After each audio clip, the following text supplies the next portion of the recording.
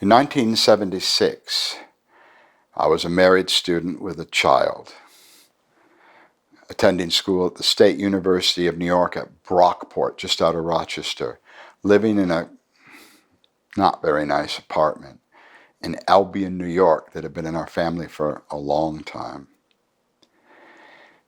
And those were dark times.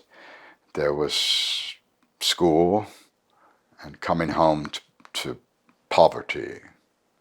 I remember we got a washing machine and it was a huge deal. We incautiously dove in and had a child. Incautiously meaning on a financial level. All the other levels it was wonderful, but it wasn't strategically planned. And we had a little baby girl called Seisha, who's now, I think, almost 50. Time marches on, yeah, but this was a grim period because I was very isolated, living in this blue-collar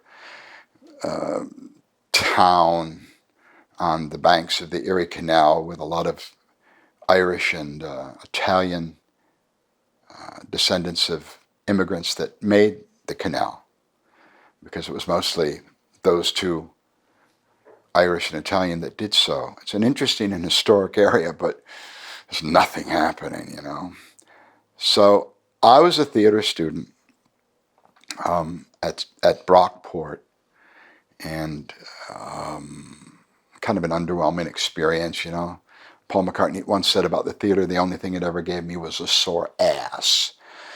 It's a lot of lines to learn. It's remarkable. I could never do it now. I have struggled around with doing these movies, but in those days I could learn a lot of lines reasonably effortlessly. But I was worried about it. Anyway, so I'm in the drama school, and then I kind of moonlighted doing some silkscreen seriography and etching stuff in the art department, which was adjacent in the Fine Arts building to the theater department.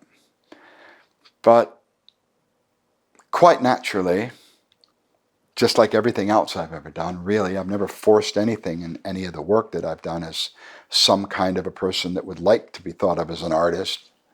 I don't know if I've achieved that. But I wanted to write. I felt an impetus to write. This is when it first came. It caused a lot of trouble, didn't it?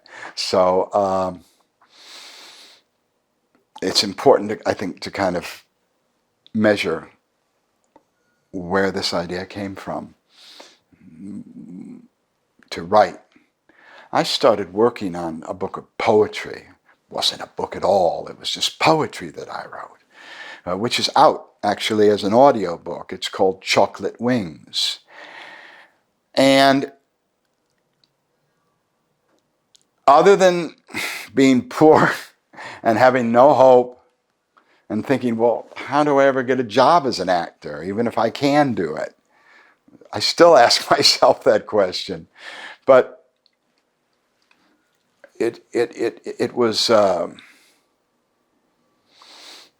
just a collection of poems that I put together. And when I got 100, I thought, oh, first of all, well, these are quite good.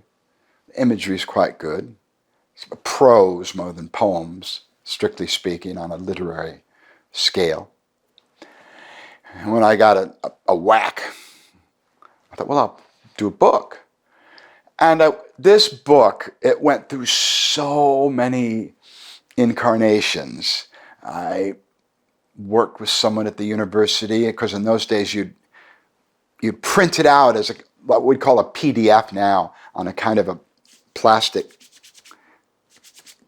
stuff that you glued down and had to be straight, So you physically made almost like a typesetter, but we did have the option of not putting each little word in or letter in like a typesetter has to do, but we had moved up technologically to this kind of something that could be printed out on plastic and then glued onto cardboard, really. And I had those for years. They're called the boards. And I had those for years and years, and I never did anything with them, so they got put aside. Well, that's the end of Chocolate Wings, but it's never, ever been the end of Chocolate Wings, right up to 2024, and it was written in 1976. Now, I included works that I had done thereafter and up until just a few years ago, like whenever, and I don't sit and write prose. But, when I do, if I get an idea, I just kept them all. So it's grown over the years organically. Finally, I was able to go into a really good studio with a great mic and do an audiobook version of it, which has been out for some time. You can find it on Amazon or anywhere, Chocolate Wings. But the printed book has not yet to see the light of day. And it's been edited and re-edited and over these years 6 or 7 times and put together. And then finally we got the audiobook out, but I have an interest in doing a limited edition run, signed and numbered, of a printed version, which in 2024, again, I aspire. If John Lennon said, life is what happens to you when you're busy making other plans. Who knows? God knows. Man proposes, God disposes. I don't know what's going to happen, but I would like to get Chocolate Wings out in 2024. And it's a snapshot of a young man who, in his heart, was an artist. The A word, I kind of hate to, I don't really like to define myself like that. I'm not sure who will agree. I suppose at this point it doesn't matter, but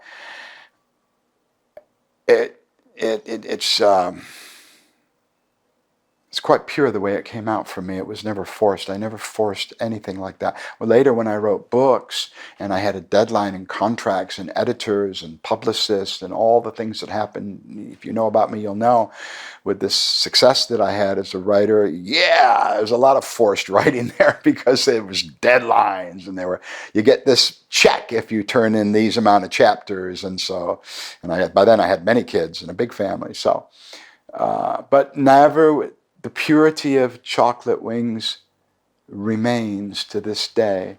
So that's, something I have this idea of tidying up my life and my work before I shuffle off this mortal coil. Today or tomorrow, God knows. And it's one of the things that's important for me to do.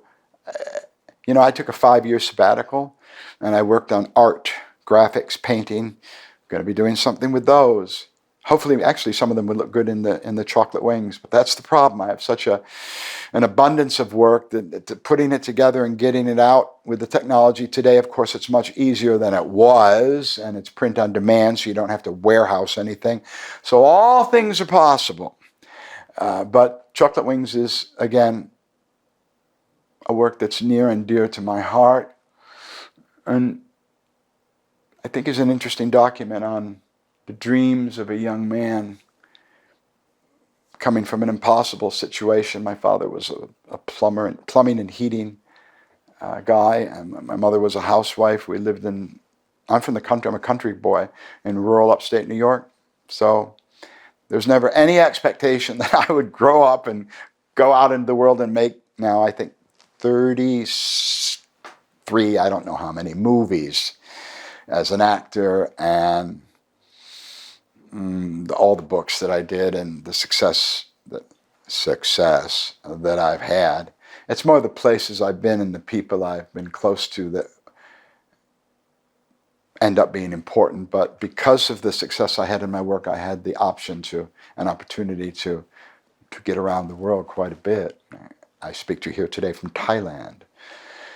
India is just 2 hours over that way, which I take advantage of quite a bit. So let's all hope that Chocolate Wings finally sees the light of day as a book, as a literary piece in 2024.